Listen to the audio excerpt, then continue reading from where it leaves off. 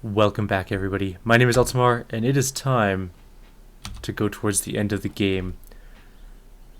I'm pretty sure. I'm like 90% sure that this is going to be the end here. So here we go.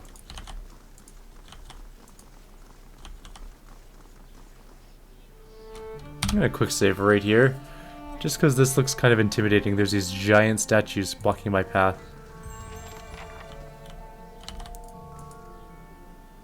Okay, here we go.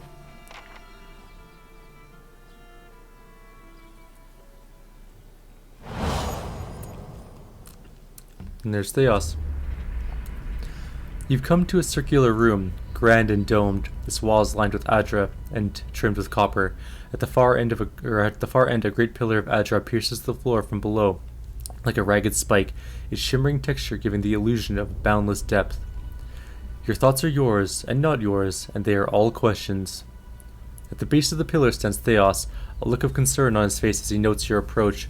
You have something you want to ask him, one question above all others, spinning madly in your mind, but you don't dare ask it yet. You need some admission from him first, some hint of the veracity of your suspicions.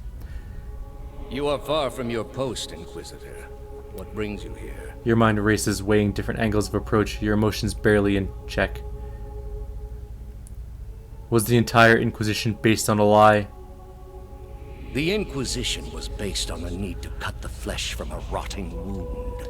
All these statues, who are they of? They are monuments to Woodica's greatest servants among my people. I hope to join them myself one day, but my work is not yet complete. That machine behind you, what does it do? It has many uses, but its purpose is to bring structure to the chaos that surrounds it. Was Iavara telling the truth?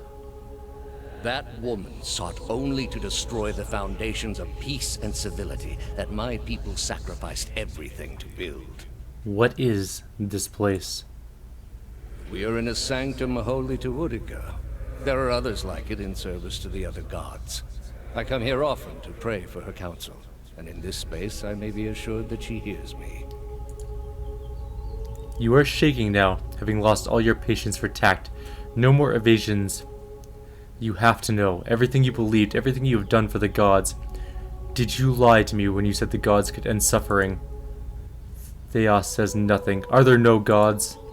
Thaos's mask. What is a god? A higher power? A rewarder of good deeds and punisher of the wicked? Something men can turn to in their darkest moments when their days seem only like bridges from one tragedy to the next. Our gods are all these things. Thaos's face remains a mask of impassivity. With Thaos's every word, you find yourself losing control of a boiling cauldron of rage, and doubt and fear and hopelessness until you can take it no more. Are there no gods? We are in a sacred place within earshot of the gods themselves. This is not the time. You've been through much these past few months. With maddening calm, Thaos puts an index finger to his lips. You will return home and you will rest. When you feel you have recovered, you may rejoin us at the trials. The Inquisition is far from over, and I will have need of you. There are many who continue to spread the lies of the apostate. The Inquisition will not end until we have pronounced judgment on all of them. His eyes linger on you, and there's no mistaking the threat behind it, and your rage shrinks at the image of an iron wheel in your mind, monolithic and caked with the dried blood of thousands. You do not ask your questions again.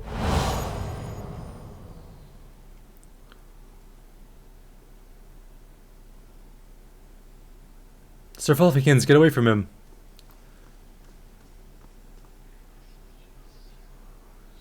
How did you find it? I didn't. It was Lady Webb. Another in a string of acts of petty defiance. For all her knowledge, she always preferred spite over reason. She loved you. Then she should have obeyed. I ask one thing of all my followers. She was incapable. A waste of rare talent and intellect. Blind obedience is a lot to ask of someone with a mind of their own. What of your cohorts, then? They have followed you to their deaths. Is it loyalty that brings them here? Or is it, as my agents suggest, that they have no direction of their own? You You worshipped Aethys, did you not? Thaos regards Edir. Your spies are good. What gave me away? The cape? Yet when your god needed you the most, you chose your country. Edir frowns, irritated. We were being invaded. Not by anyone who was acting like a god. Then I should think your hometown gave you a hero's welcome when you returned. Thaos gives a thin, patronizing smile. They made cake. Hard to blame people for losing faith when it's the gods who are misbehaving. Edir smiles at this. The gods argue over how best to prevent Kith society from destroying itself. These disruptions would not be necessary were mortal instinct not so diseased. You have devoted yourself to studying the work of my people. Why? Thaos turns his attention to the big Amoa. Because I believe we can learn from the past and use that knowledge to better ourselves. I wanted Rauatai to surpass the Anguithians, build upon what they knew. Kinda glances at you, then back. And did you ever consider that these were things you were never meant to understand? That their comprehension is beyond you? I don't need to understand. I've seen what became of your people. That's all the lesson I need. You are living in the time of my people, Amawa. You owe them more than you will ever comprehend, and so it shall ever be. Greater civilizations than yours have attempted to reclaim what we buried. The greater their successes, the worse their fates in the end. I have seen to it. Durant stares at Thaos with a beast's snarl. Thaos watches him calmly. You built a weapon that delivered exactly as promised. I served my goddess as you did yours. Yet the other builders were slain. 11 of a dozen. Why not you? Were you somehow different? Redeemable in your god's sight? Whatever desire I had to be redeemed in her eyes was weakness, purged by the Watcher's sight. Or was it merely that your goddess wanted you dead as well, and your delusions of importance prevented you from seeing the obvious? A whore's beguiling charms, nothing more. But the spell's broke now, Thaos. The trial's over. I know friend from foe. And I've come here now to see a foe repaid. You were able to destroy a god because another god wished it. Without her hand to guide you, you could not strike at a god any more than you could strike the sky. You are impotent, and not just from the pox. I understand your Duke's bells gave you a mission. Thaos' sudden attention causes Palagina's feathers to ruffle. Palagina lifts her head defiantly. Their orders do not absolve me of my greater responsibility to the safety and well-being of the Republics. You might want to skip over this one, Thaos. Don't want to pick a fight you can't win. Yet you disobeyed. Something you already have a reputation for. They will know, of course. If it had been for a worthy cause, they might have forgiven you. But I don't see them pursuing animancy after seeing what it's done here. They trusted you, and you disappointed, as you always have. And you will again be disowned. The parents scold, but the children are safe. Whether animancy research continues in the Republics or not, they will survive. For now, that's enough. In any case, I wouldn't be so smug about my fate, Thaos. She takes a long step forward, a sinister smile spreading across her face. I imagine Wodika responds to disappointment much more severely than even my dukes. State your name and purpose, young acolyte. At the sight of a Loth, Thaos' mouth twitches derisively. My name belongs to the gods, in my hand to their service.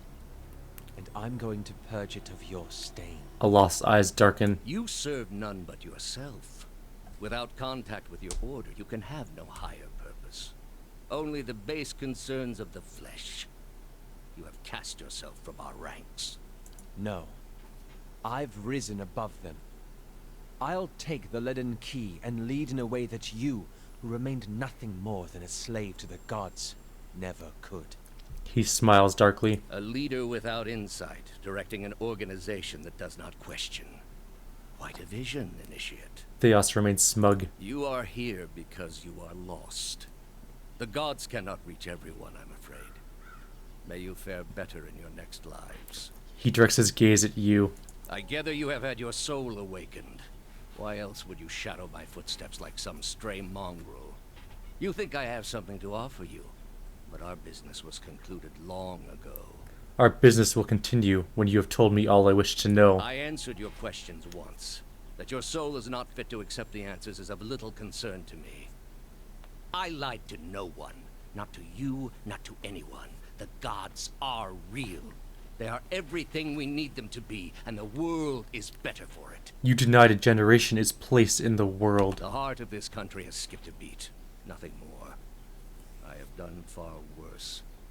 I plunged the peaceful kingdom of Thaos into civil war. I slew the monarch of Desantio, whose people never knew hardship under his rule, and replaced him with a cruel despot who brought them to ruin. When plague arrived at the great city of Arborensis, I saw to it that the cure did not. They piled their dead outside the city in heaps that rose above their walls. This is supposed to diminish the damage you've caused here? It is to show the proper perspective. There was a time, back when your soul was still a shapeless mist, when the world believed only in false gods. Thousands of them. Gods that told them to take slaves. Gods that told them to make war upon their neighbors and devour the slain. Gods that told them to burn their children alive and cover themselves in the ashes as a sign of their faith. But all that changed when they learned of the true gods. Our gods. All those misshapen, bestial instincts melted beneath the radiance of our god's majesty. You could see it in their eyes. That dull emptiness replaced with the glimmer of a kindled spark. Teaching them there were no gods would have achieved the same purpose. And replaced it with one far worse. Have you imagined this existence? The one the apostate would have created.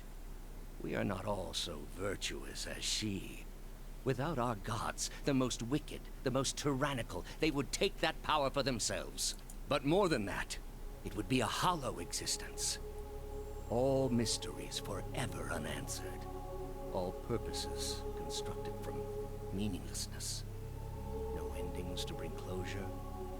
Only a wheel, turning without mercy, grinding our spirits to dust. Thaos no longer looks at you as he speaks. The reflection of the ancient machine flickers and dances in his eyes.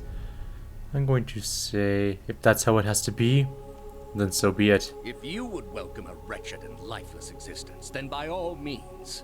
But I will not see the rest of the world saddled with such a curse. All I have seen, the millennia of experience. I will not be dissuaded from this course. This is the only way. At least admit it. Admit to me the gods are not true gods. I need to hear it from you. You have not thought this through. There is no leaving this place for you. I allowed it once, but you have made it all too clear what a mistake my mercy was. With your soul and thousands of others, I will see this world purged of its suffering. Hear me, Woodica. Your servant calls for aid. Thaos puts his hands out low to either side as though welcoming some unseen guest. He shuts his eyes and casts his face skyward. My game just stopped moving. Oh. 10.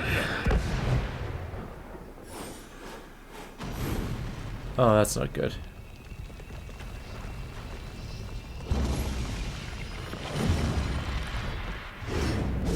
Well, that's grim. Okay.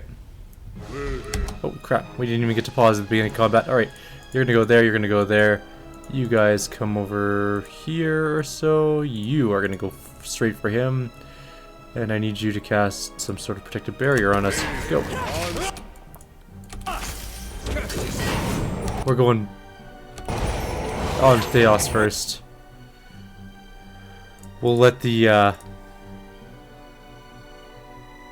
wonder if we can Howling Blast him. Where is Aloth? Let's see if we can move Aloth over to here somewhere.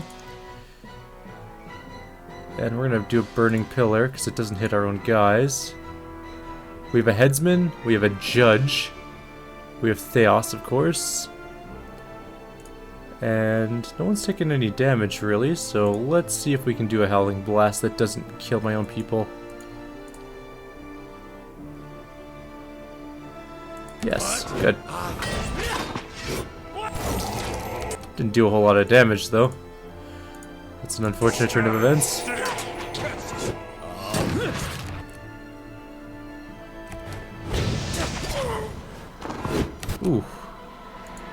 Oh wow, that hurt quite a bit. Okay, we need to heal. Oh my god, Pelagina just flat out died. Alright. Yeah, we're gonna be okay.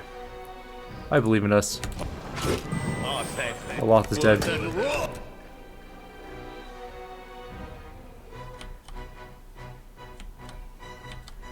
We're already down 2 people. This is not going great.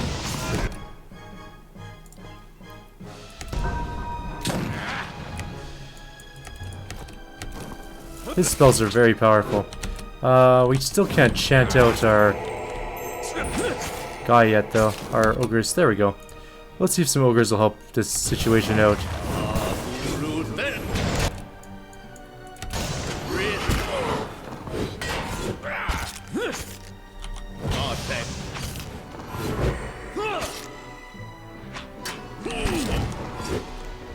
We're down 4 people already. Alright, I think we're gonna have to quick load this. On the bright side, we've already read through the whole conversation, so we can just hit the attack button. We need a better tank to take down Well, Thaos.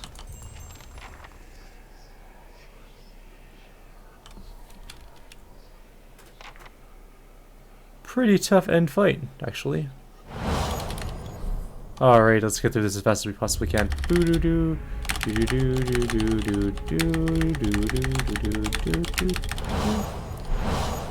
If only we could quick save right before this, but we can't. So we have to go through the conversation every time, which is slightly unfortunate. How did you find it? Hear me, Woodica.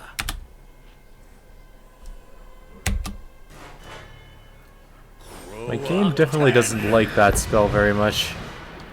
Okay, so how are we going to do this?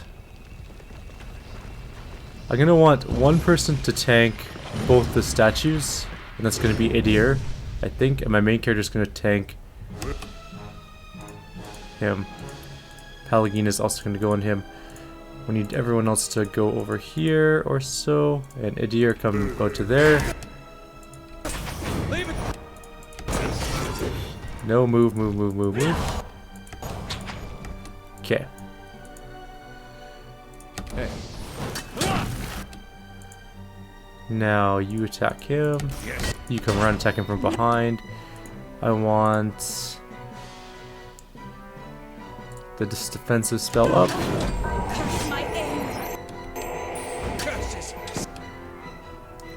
And then I want to heal on these 3.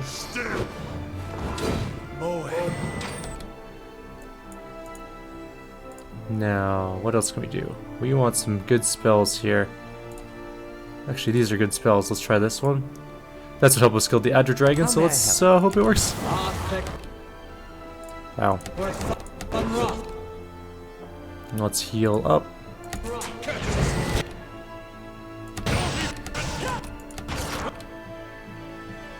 Then again, more healing. I think he's going to die. Yes, he is. Did you not cast your... Oh, you did cast your spell, just didn't do anything. Yeah. I see. Okay.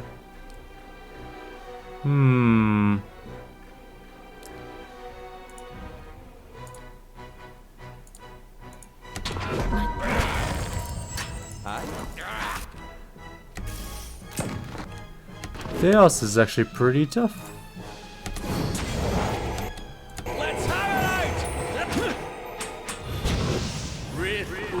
He has some rough spells. Okay, let's figure out how to beat him. He is tougher than I anticipated by a lot, actually. Gotta spread out more, I think. Yes.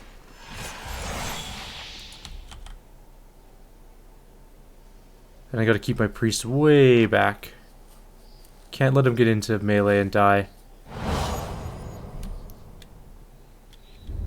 Blah blah blah. 1, 2, 3, 4, 5. Next, that one, that one, that one.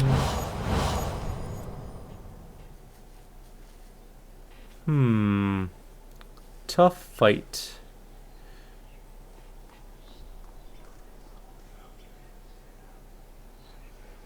How did you find it? Not here to talk. Rock 10!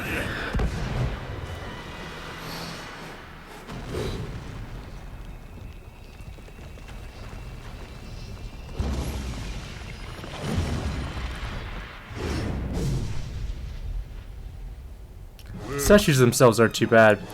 It's him, he's just really rough. I don't know how to beat him just yet. Adir, you're gonna be tanking the bosses, or the two things again. Everyone else, come this way. Oh crap, Oloth, no! Or Endurance, no! Okay, what do I got for spells? Let's try this again, maybe it'll work this time.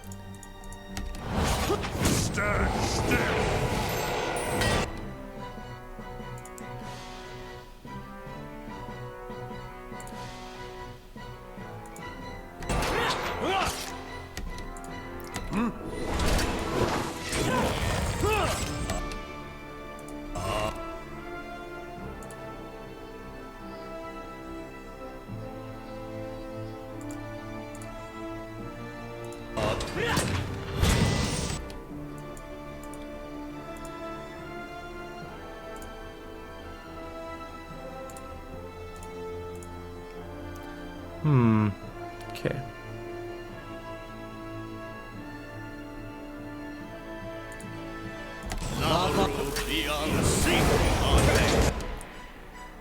Pallegina died, but we'll have to deal with that for now.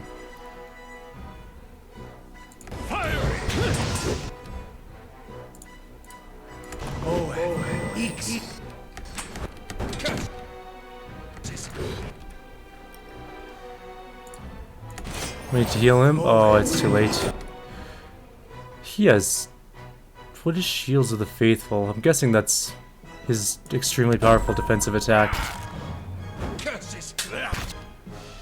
Let's see.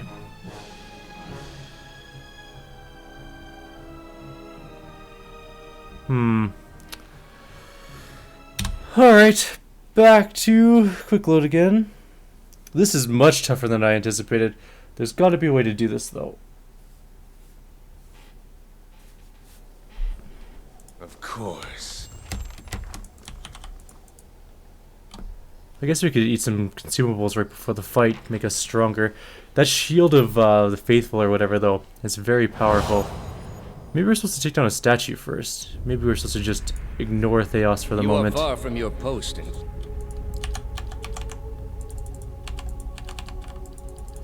Let's try that. We'll try and take down a statue first. And we'll just have someone tank Thaos.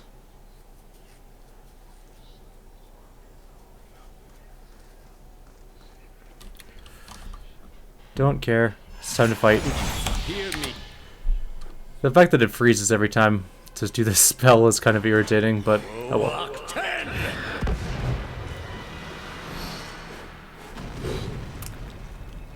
I guess I shouldn't have expected to come in and one-shot this thing. It's kind of a tough fight. He has a lot of powerful magic. Okay. You're gonna go tank. You're gonna go tank that one. And you're coming this way. Kill that.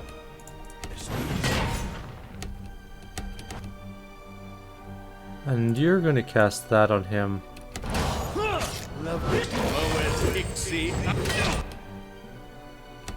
Didn't do anything at all. Okay. What else do we got?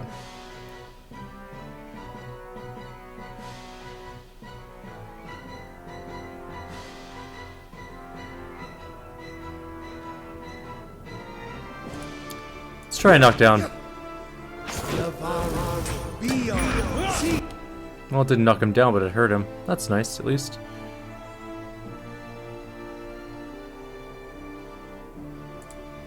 Do it again.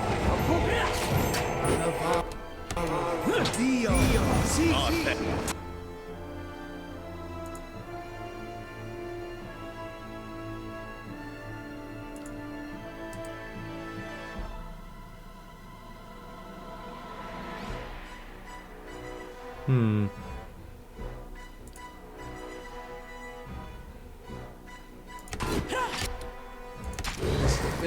Actually, no, don't do that. A Loth just died. Oh, to the fire. I hate his fire thing. I don't know how to beat that. That's a lot of damage. I need something stronger. I guess I could have run them further back to not let them die. Probably would have been a wise choice.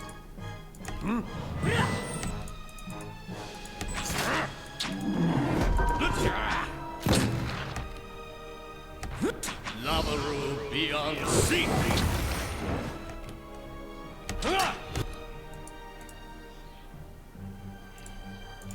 Doing the job.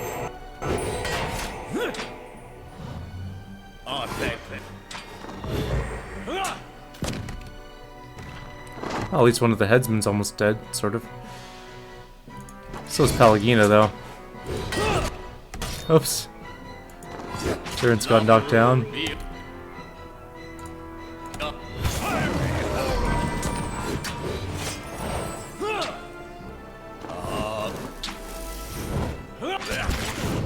Come on, Terrence, get back up. I need to go heal that dude.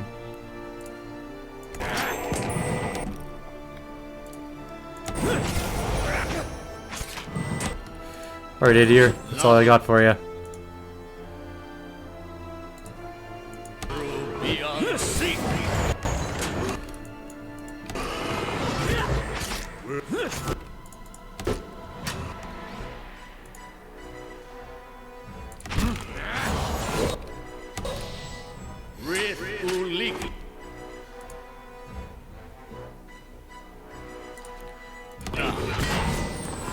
This is probably my most solid attempt yet.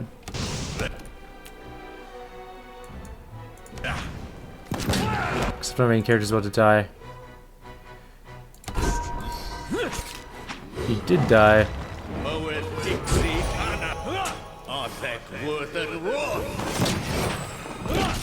That one's healed itself up.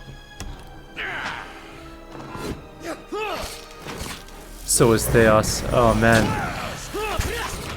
Alright, I'm gonna go figure out how to win this fight. I don't think I'm gonna win it in this attempt. I'm gonna do some more attempts and figure this out. So, I'm gonna end this video here. And in the next video, or maybe I'll attach to this video depending how long it takes, we'll win this fight. So, I'll be back in a few minutes, guys. Welcome back, everybody. It's time for another attempt at this boss. He's pretty tough. And we're gonna see how this one goes. Those statues are still really cool and scary.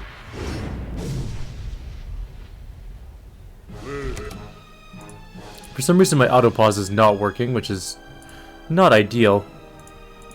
Especially for a fight that starts out with him casting an incredibly powerful defensive spell.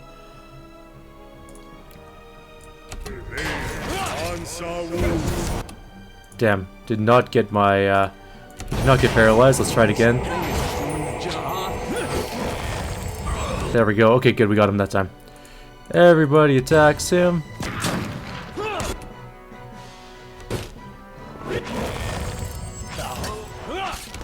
And oh, we need to heal a lot.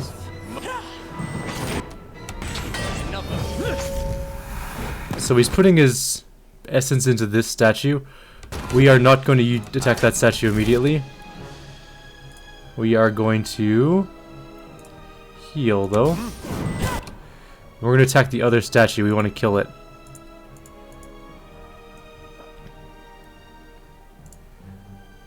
And let's get another heal out. Just a medium heal this time.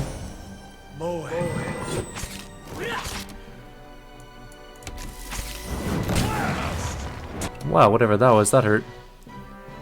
Pallegina took a bit of a hit there. She needs some healing really badly.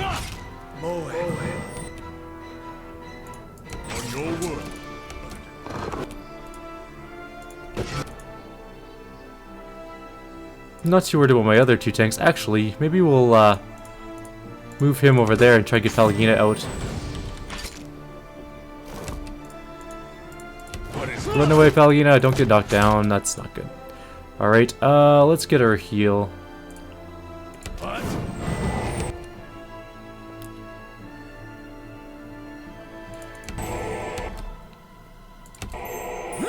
Oh, she got away. Okay. So let's kill this statue. Let's heal everybody first, though. I'm ready. Be up.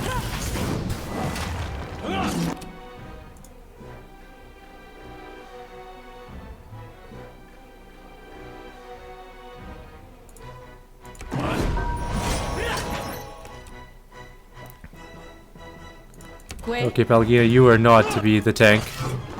Just saying. And let's get another heal on a deer.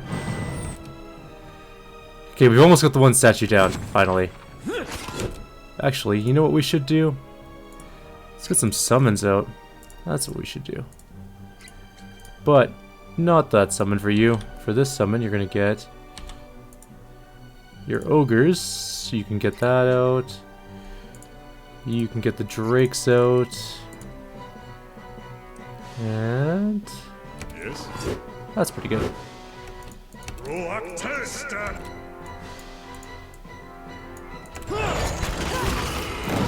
Okay, one statue's gone. Yay! Now it's just the other statue. Wodika's judge is last.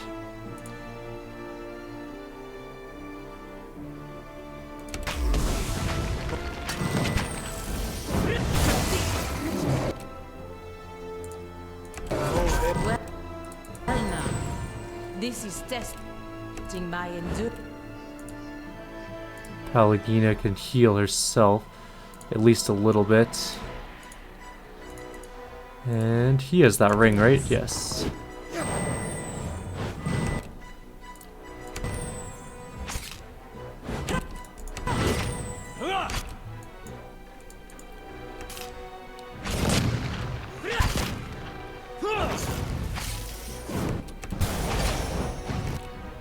Do I have any more healing spells for our people that are dying in melee?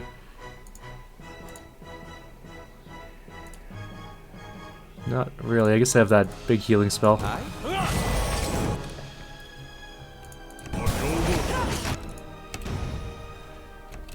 should probably move a tank back over here. Move my range a little bit away. Because Thaos is going to come back to life as soon as... I have been this far before.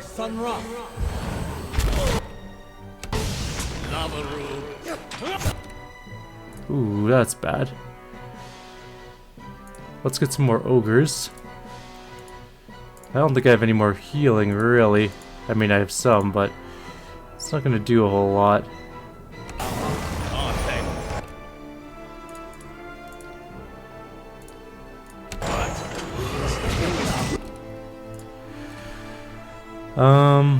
What else do I have for spells that can knock down? What about knockdown? I don't suppose she's susceptible to that, but let's give it a shot anyways.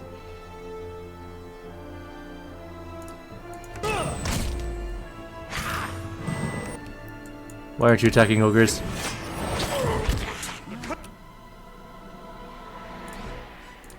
Come on, knock him down, please. Desperately wanting to buy knockdown.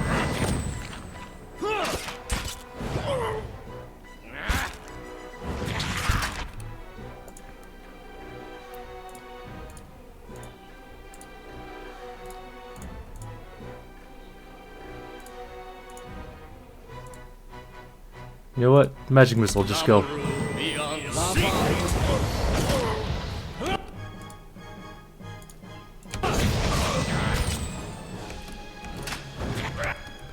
Palgina might die here, but that is the cost of battle.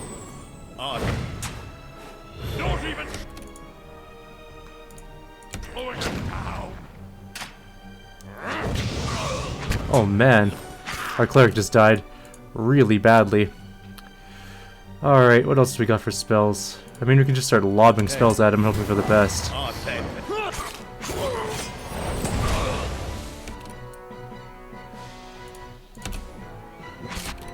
Are you at 5 again? Let's get some more ogres.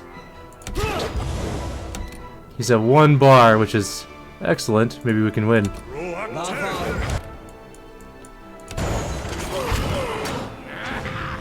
Come on. As long as we have one person alive, we win this fight, so that's what we're going to focus on. Oh, beautiful. Look at that. Fight over. Pallegina and Thaos died, but whatever. At your feet rests the body of Thaos, hollow and dense wrinkles shaped by the silent smoldering of an eternal burden now smoothed across his color-drained face.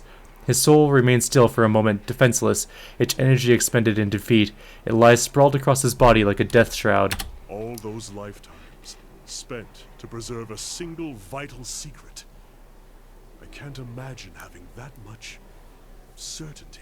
Kana looks down at the body, his head bowed. That's the servant down, and the mistress still to go.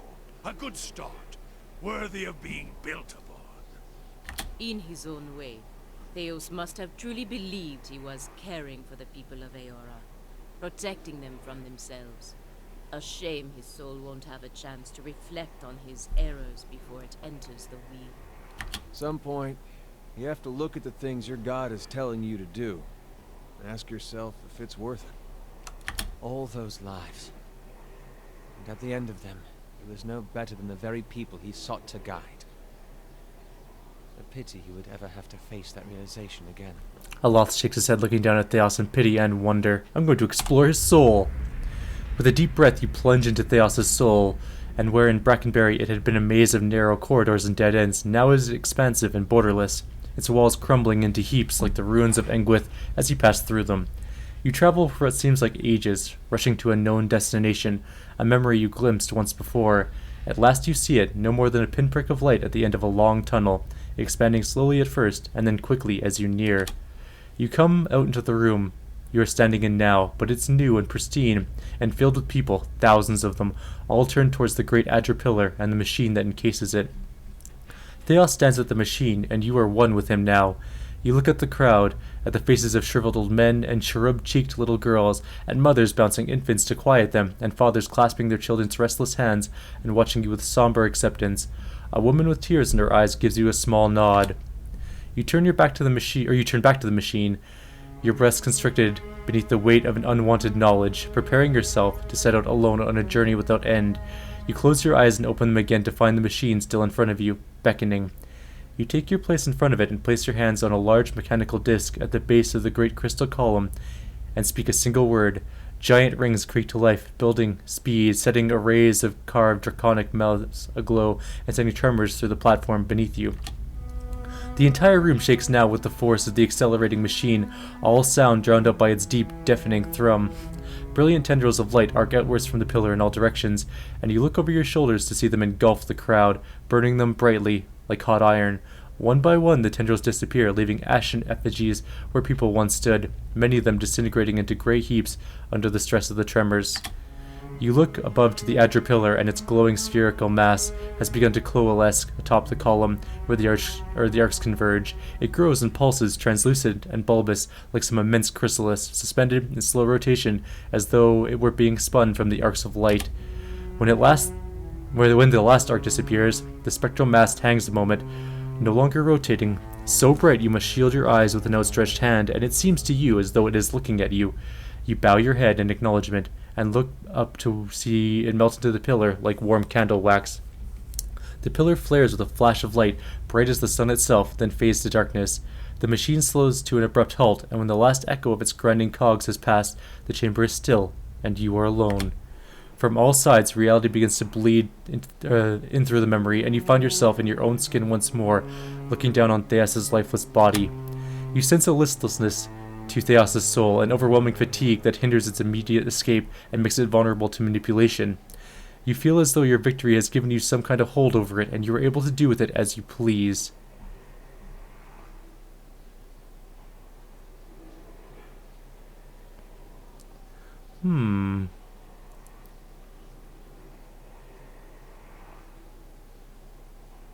I'm going to tear his soul apart. I do not envy you, Thaos. I, of all people, realize the sway memories can hold.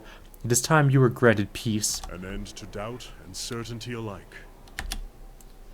Pallegina nods faintly. It is an ending, even if there's little justice in it. You reach out for Thaos' soul, and you can feel its frailty and defeat, its texture like coarse and threadbare cloth on the brink of disintegration. You insinuate yourself between the threads, pushing the weaving apart, unraveling the stitching until it is bereft of structure, a formless heap bound together by nothing at all. In its midst, you dedicate your focus to a single idea, and the idea is shatter. You concentrate, and as you concentrate, you feel a force building within your soul, an outward pressure that strains against containment, threatening to rupture your spirit. When you can contain it no longer, you transfer it into Thaos' soul at once and release it there. A detonation of will that expands in all directions, driving out the remnants of his essence, scattering it into nothingness. You can feel his presence no more. In the stillness that follows, a single word echoes through your mind, a word you spoke when you were with Thaos in an ancient memory. You realize that it is the word that activates the machine. I realize full well that this video is going to be cool beans, way longer than half an hour, but we're just going to go straight for the end of the game. It's just going to be a long video this time. Well? It's time to decide what we're going to do here. We're going to quick save because I want to do I want to try all the things, just to see what they say. So, here we go. As you approach the machine, the path underfoot suddenly changes to a cobbled road. If you hadn't experienced visions like this in Tyr Everon, you'd be tempted to believe that the machine had sucked you into it and deposited you in the middle of nowhere. The sun blazes overhead, and the rolling meadows and thick forests on either side of the road could be anywhere in the Deerwood. A shrill cackle turns your head.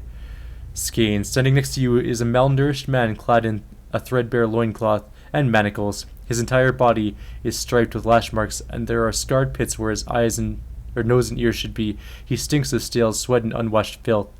You notice someone wandering down the road, but the figure's back is to you. The scarred slave has your attention for now. I have observed you, Watcher. The way you handled that noble girl in Deerford, delivering an idle effigy to her uncle. A most careful scheme. His black eyes glitter. He nods, his bald, scarred head shining. You have labored at the pleasure of others. That shriveled hag in Hodred House. Those well-bred thieves with their lordly pretensions. The wretched tribesmen playing out their fantasies of grandeur. And then you cowered and knelt before the gods themselves, begging one paltry favor and receiving riddles and visions in response. And now the gods give you orders and commands, even while you set out to fix what they cannot. Yet what have they offered you? He sidles closer, a sly grin on his wrecked face. His stench is overwhelming. They offered us the means to stop Wadaka and Thaos. That's enough for me. Given the breadth of the iron manacle, it's amazing that he can raise his bone-thin arm, but when he does, he points to the person walking the other way along the road. The exiled queen is not an ungrateful patron. You get a better look at the lone figure and realize that she's wearing robes, tattered and singed, but fine nonetheless. On her head is the silhouette of a broken crown. She continues walking, her pace slow but determined. Finish the work Thaos began. Strengthen Woodica with these souls and allow her to become the most powerful of all the gods, with you as her favor. Skane's voice becomes a hungry whisper. I've been working against Woodica this whole time. Why would she thank me now after I've defeated her most loyal servant? The ragged hole in Skane's face wrinkles with disgust. Loyal and weak, Thaos proved his inadequacy when he failed to anticipate you. A plan exposed is worse than none at all. But you have proved resourceful, equal to the schemes of the gods. Woodica has a long memory, Watcher, both for friends and foes, and she keeps her oath. What do you mean by her favored? The recipient of Woodica's blessings. She has always had a place for the mortals of particular merit. If you help her now, she will become the most powerful of all the gods, and you would be the one who made her so. Think of the lifetimes of reward you would reap. Pallegina stepped towards Skaen, equal parts madness and idiocy. Why would we form an alliance with one who has opposed us at every turn? Skaen turns his flinty eyes on Pallegina. So says your companion, who's been abandoned by your own country. Do you really trust her to make alliances for you? Helping Woodica would mean that the secrets of the gods stay hidden. He rubs his hands together, his black eyes gleaming. Safely hidden, yes, from the violent overlords who would cease to fear punishment in the next life, from the heavy-handed masters who would answer to no one. The world needs some schemes, or are the souls of Kith so pure that you would snap the tenuous threads that bind society? As unsavory as it sounds, there is wisdom in this. Remember the riots in Defiance Bay? What kind of madness would people like that reach without the confines and promises of the gods? Aloth rubs his chin. Skaen takes a bundle at his feet and hefts the burden onto his back. I've explained the alternative, Watcher. Continue as a pawn of the gods, or a partner of one. At the other end of the road, the figure stops. She turns her head just enough to look over her shoulder. Her face is mostly hidden, but one merciless eye peers at you from a cheek of rippled, scorched flesh. I won't help you. You say that now, but when you're standing in front of the machine, considering the lifetimes and the powers that await you, we'll see what you do. He laughs. He continues down the road, and when the sun suddenly drops below the horizon, it plunges you into a momentary darkness. You come to your senses in front of the machine. All these evils we've seen, going all the way back to the Saints' War, that was all Wadika. Imagine she was stronger on top of it all. Okay, now we're going to manipulate the machine, so we're going to quick save here at this point. And let's do this thing. I clicked on it. With your companions bearing witness, you step up to the place where Thaos once stood before his people long ago. The great machine lies in front of you, idle, ready. You have seen this machine and others like it in operation. You understand how it works. It is a device for directing souls.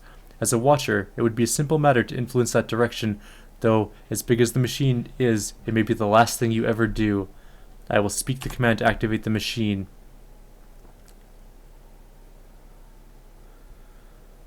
I am going to... What I'm going to do first, send the souls back to the reincarnation cycle. You close your eyes and expand your perception outward, taking in the immense totality of the tens of thousands of souls orbiting the chamber. Your grasp on the souls is tenuous. You find yourself fighting to keep them all within your influence, and you can feel them slipping away from you as the machine gains speed. For a brief moment comes when it feels as though you hold all of them at once, and their force is so great that it feels as though it would tear you apart. In that moment, you dedicate your entire being to bending their orbit, channeling their flow in a new direction. And the screen fades white. At your command, the ancient device became your instrument, spinning to life with deafening resonance and gathering up the swirling essence like thread on a great spindle. There, in the pale pulsing glow of the machine that set you on this path long ago, you summoned all your strength, focusing on your objective and blocking out all else. With a single concussive blast that rocked the chamber and sent you tumbling to the ground, you freed the souls from their stasis. Exhausted, your consciousness slipping away, your last sight was of the machine, dark and dormant. Then your eyes closed, and sleep welcomed you at long last. After coming to and searching for some time, you discovered the route Thaos used to enter Sun in Shadow, and embarked on a long and arduous ascent back to the surface. You emerged in Ter Evron after days of tunneling through the rubble Thaos had left behind, and when you stepped into the daylight, you were faced with a different Deerwood than the one you had left. At your direction, the lost souls of the Hollowborn were funneled back into the churn of Bareth's wheel, to find their way into new vessels and partake in the life they had been denied during Whitewind's legacy. Though parents of Hollowborn would remain just that, the end of Whitewind's legacy would bring about a spate of new, healthy births, with many of the infants bearing souls once meant for Hollowborn children. The natural cycle of life and death had been restored to Deerwood, and with it came a renewed faith in the providence of the gods. The loss of the souls you had promised to Entropy would be no setback to Remergant, nor to Andra, for the Beast of Winter trudges ever forward, and the will of the Lady of Lament is as unstoppable as the tide. In Deerwood, the weather quickly chilled. Unseasonable frosts destroyed the year's harvests before giving way to the coldest winter in memory.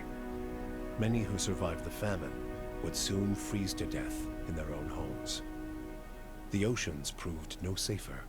A barrage of squalls pounded the harbors along the Deerwooden coast for months, sending many ships to be forever lost in the depths of Andra's domain, either mourned or forgotten, both to the lady's liking. Though you had killed Lord Radric in his throne room, so strong was his drive to rid his land of Eothasians that he returned to life as a death guard, a deathless crusader for his brutal cause. With the remains of his humanity stripped away, Radric came to see all the people of Gilded Vale as worshippers of Eothas, and one day he led his forces into the village personally to see them all purged from his lands. Gilded Vale was left a hollow shell, its buildings ruined, and its people slaughtered. Even travelers and would-be squatters knew better than to take refuge inside its borders. Lord Radric returned to Radric's Hold, where he remained, keeping eternal watch over his barren domain. Following the assassinations of Duke Avar Wolfgren and Lady Webb, Defiance Bay was thrown into political upheaval. In the ensuing weeks, the streets had become the domain of looters and blackguards. Few dared to step outside their own doors alone or unarmed. But order would soon come from an unexpected source. House Dominel, realizing that stability was good for business, brought the city's criminal elements in line through a systematic campaign of fear and intimidation. Capitalizing on the mutual antipathy of the Dozens and the Knights of the Crucible, House Dominel continued to manipulate both groups from the shadows, ensuring their decline and eventually supplanting their authority in Defiance Bay. Defiance Bay was served well by the Dominel's rise. Their subtle political maneuvers and lack of legal oversight allowed them to broker a number of favorable trade deals, rekindling the city's economy. Although their cautious approach in the Legacy's aftermath had perhaps denied them broad notoriety outside of Defiance Bay, House Dominel's wealth and influence both continued to grow unchecked. The destruction of the machine atop Ter Noaneth spelled the end of the reanimated corpses in Heritage Hill. Though at first few were willing to venture into the abandoned district, it was soon cleaned out and rebuilt.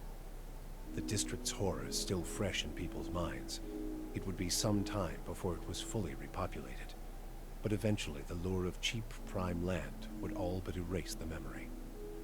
The Duke's assassination at the apparent hands of an Animancer had caused catastrophic rioting in the streets of Defiance Bay, and few Animancers survived the first day. Many Deerwoodens took the end of Widewind's legacy as a sign, both that the gods did not approve of animancy, and that the purging of Animancers in Defiance Bay had been enough to satisfy them. In time, their rage would subside, and a number of surviving Animancers remained in and around Defiance Bay, often taking to the wilds to practice their science without repercussions. In the town of Deerford, an underground cult dedicated to Skaen insinuated itself into the town's institutions. It became a popular travel destination for the wealthy, who were actively courted by the town's leadership. But few who visited the town would ever return, as they soon found their fortunes plummeting and their reputations destroyed by their own kin. The fortress of Cadnua emerged as a bastion of security in the midst of an untamed land, becoming the envy of every Thane and Earl in Deerwood. Legend grew over time of its impregnability, and stories of formidable invaders easily scattered by the keep's defenses became popular around the hearths of Deerwoodinians. Likewise, it also became a beacon to travelers, merchants, and visiting dignitaries alike. Reputed as the finest fortress in all Deerwood, people would journey from near and distant lands alike to experience its fabled hospitality and grandeur. After the death of the Master below, a strange quiet fell over the endless paths of Odd-Nua. The attacks on the fortress above ceased, Odd-Nua's silent titan the closest remaining thing to a master in its musty, forgotten passages. Palagina had gone against the Duke Spell's orders by inventing a new trade arrangement with the Anamenfath to accommodate the recovering Deerwooden market. With the Deerwood's people still weakened by Widewind's legacy, the Valian republics easily pushed their would-be competitors out of the market. For her outrageous insubordination and audacity, Palagina was banished from the republics. She traveled north in the Eastern Reach, avoiding Valian ports and entering the ranks of the kind wayfarers. Despite her bravery and dedication to those in her care, her strange appearance made her feel like an outsider wherever she went. Adair chose not to return home to Gilded Vale. Still most comfortable far from cities, he settled in Deerford, which, like many towns in the Deerwood, was beginning the slow process of rebuilding. Believing now that it was the obligation of Kith to be the leaders their gods had not, Adair was soon named mayor of the town, and under his guidance, Deerford soon began to prosper.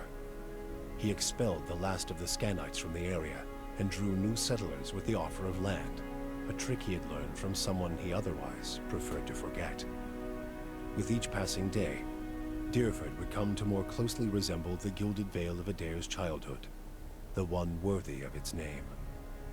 When the dust settled in sun and shadow, Aloth looked upon the remains of Thaos Ix Arcanon, his former master. He saw where the Grandmaster had gone wrong, and he knew what he would do better. The secret of the gods would be preserved, and with it, the sanity and well-being of all Kith. He donned the remains of Thaos' ceremonial garb, and prepared himself for the long and lonely task ahead. With the Watcher's goals accomplished, and his own vows fulfilled, Kanarua sailed back to Tekoa.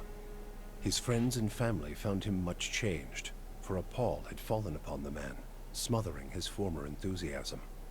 Called before the Lore College, Kana told them of the pain the Engwithan legacy brought to the lands abroad.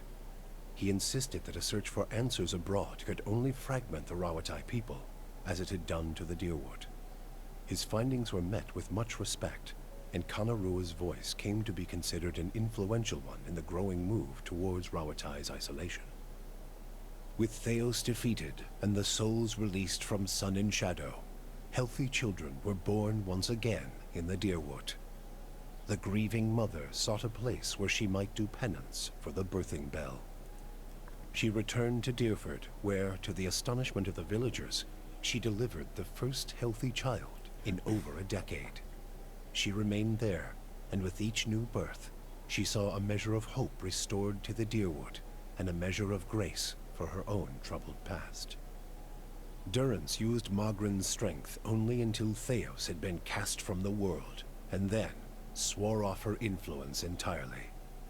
Regret came to weigh heavily on his mind, and a man who had never previously lacked for words or opinions came to embrace silence and contemplation. He continued to wander, penniless and destitute, searching now not for the reason for his goddess's silence, but for a mechanism for revenge. The charred robes he continued to wear as a reminder that he had been burned by his goddess, and not just by the flames of the Godhammer. You and Sagani never found Persok together. The Adra figurine had gone dark by the time they emerged from Sun and Shadow, and it was another month before Sagani finally accepted that Persok's trail had gone cold again. Her search took her beyond the Deerwood and as far as the Living Lands.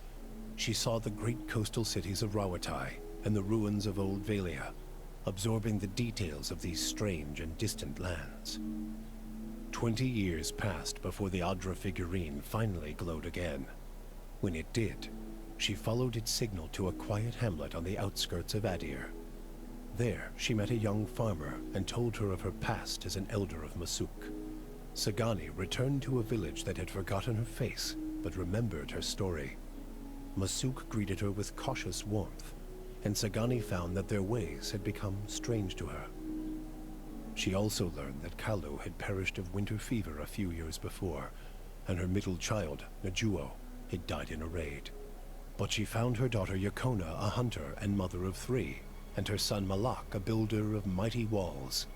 In them, she came to find her place in the village, and the familiar contours of a world that had changed in her absence. For you, the death of Thaos brought an end to your waking visions, and a silence to the whispers of the past. In their absence, you were able to sleep.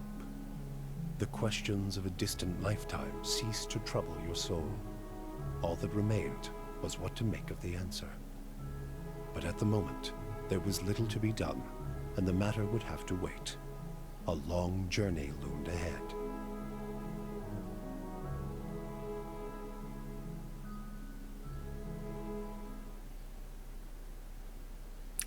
Okay, guys, that's actually the end of Pillars of Eternity. I'm going to go through all of the other endings as well. The other Thaos endings, obviously, the soul endings, because obviously I can't change my gameplay endings. So right after this, I'm just going to do the intro parts of each of those endings so that you guys can see what happens with if you do other things with the souls. I hope you guys enjoyed this Let's Play. I really did. It was a great game. I will be doing a quick review for the game in the next video within the next couple days, so you guys can see what I thought of specific things. But in general, I love the game. Like always, if you guys have any suggestions or comments, please leave them below. And stay tuned for the final endings if you want to. Otherwise, this is going to be the end of this series. I hope to see you guys for the next series. I'm not sure what game I'm going to do yet, but I'm sure I will put it up shortly. See you guys then.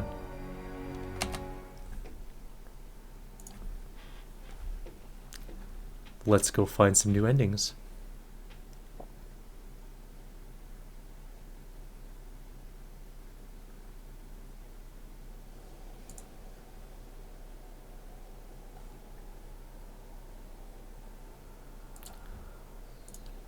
This is going to be returning the souls to the bodies they were intended for.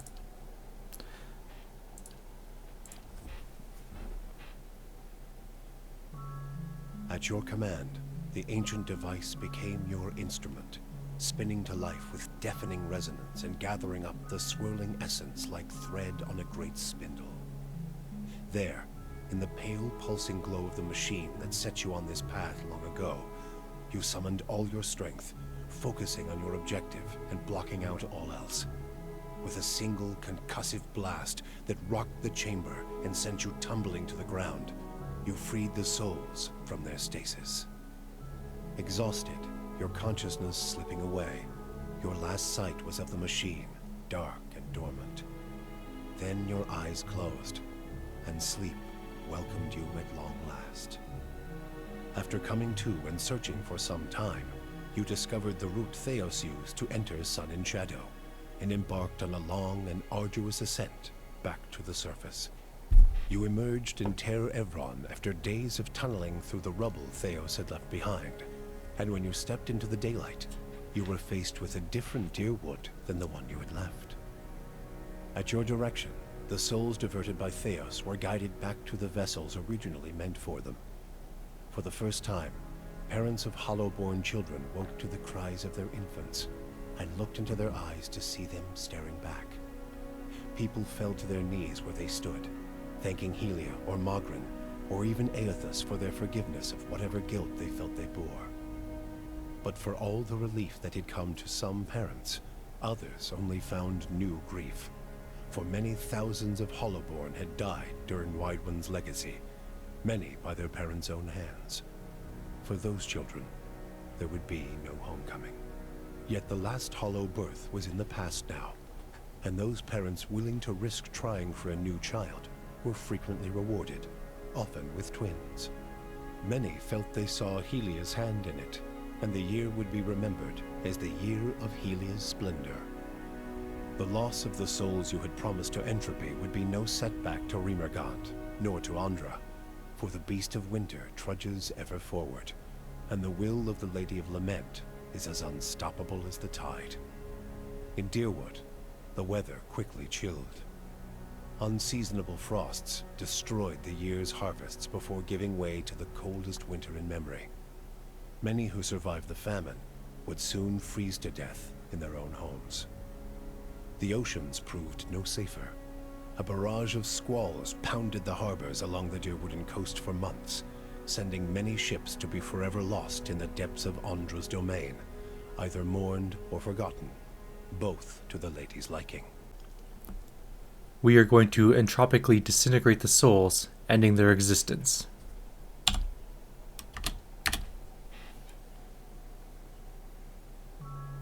At your command, the ancient device became your instrument, spinning to life with deafening resonance and gathering up the swirling essence like thread on a great spindle. There, in the pale pulsing glow of the machine that set you on this path long ago, you summoned all your strength, focusing on your objective and blocking out all else. With a single concussive blast that rocked the chamber and sent you tumbling to the ground, you freed the souls from their stasis. Exhausted, your consciousness slipping away, your last sight was of the machine, dark and dormant. Then your eyes closed, and sleep welcomed you at long last. After coming to and searching for some time, you discovered the route Thaos used to enter Sun in Shadow, and embarked on a long and arduous ascent back to the surface. You emerged in Ter Evron after days of tunneling through the rubble Thaos had left behind, and when you stepped into the daylight, you were faced with a different Deerwood than the one you had left. At your direction, the thousands of souls gathered at the machine in Sun in Shadow were disintegrated, their essence scattered to the winds like a lifting fog, never again to find its way into the body of a living being. Though none in Deerwood would ever know for certain what had become of the missing souls, many followers of the Beast of Winter were given visions of a mass exodus to a land of eternal peace, and solemn celebrations were held the following day among his faithful. The last hollow birth in Deerwood was already in the past, and a new peace of mind had come, not just to the lost souls of the Hollowborn, but to all the people of Deerwood. Though you had We are going to distribute the essence to the existing souls in Deerwood to strengthen them in this one.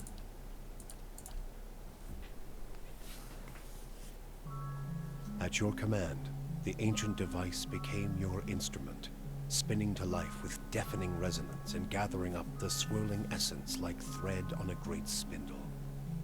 There, in the pale pulsing glow of the machine that set you on this path long ago, you summoned all your strength, focusing on your objective and blocking out all else. With a single concussive blast that rocked the chamber and sent you tumbling to the ground, you freed the souls from their stasis. Exhausted, your consciousness slipping away, your last sight was of the machine, dark and dormant. Then your eyes closed, and sleep welcomed you at long last.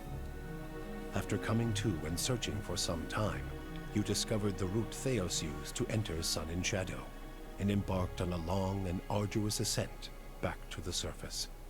You emerged in Ter Evron after days of tunneling through the rubble Thaos had left behind, and when you stepped into the daylight, you were faced with a different Deerwood than the one you had left.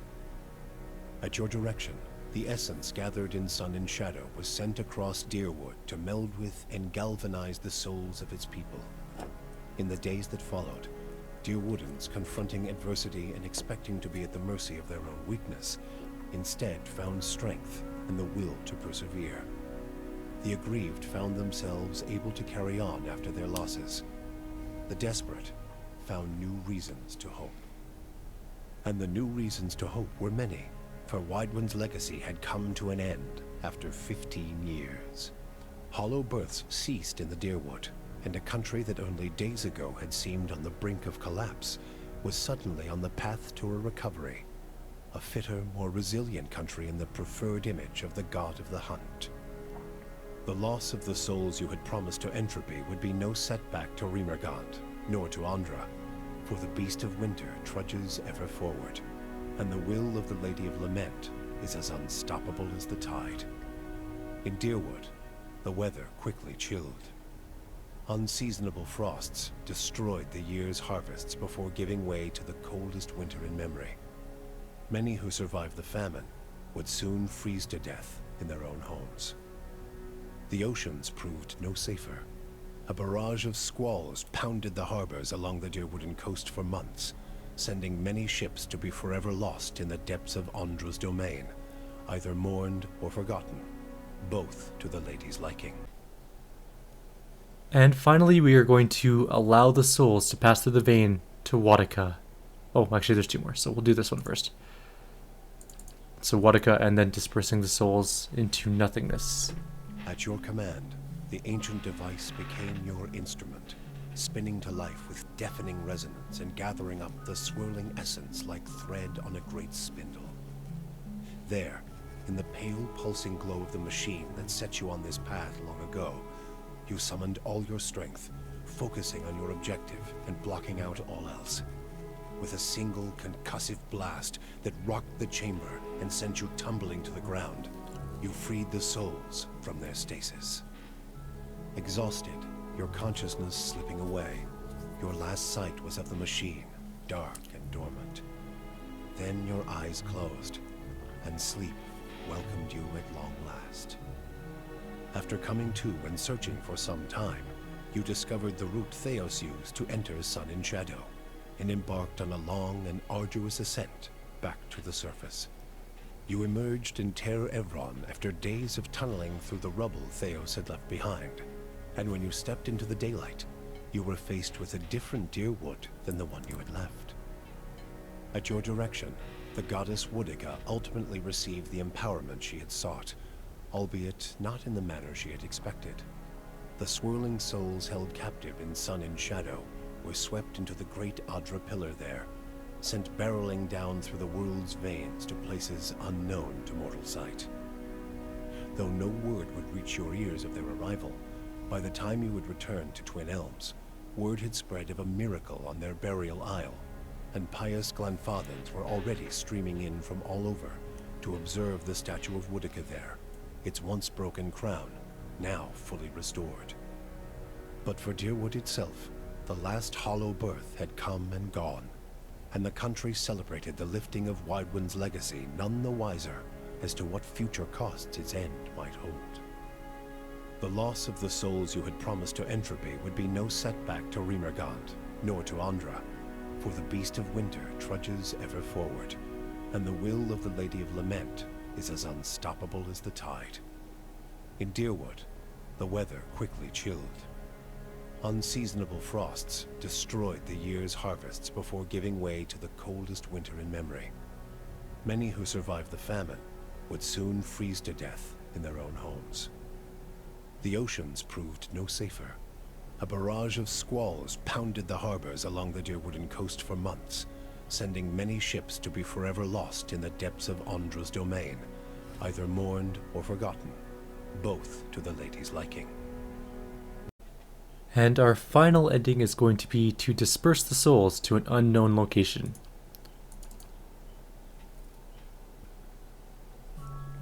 At your command, the ancient device became your instrument, spinning to life with deafening resonance and gathering up the swirling essence like thread on a great spindle.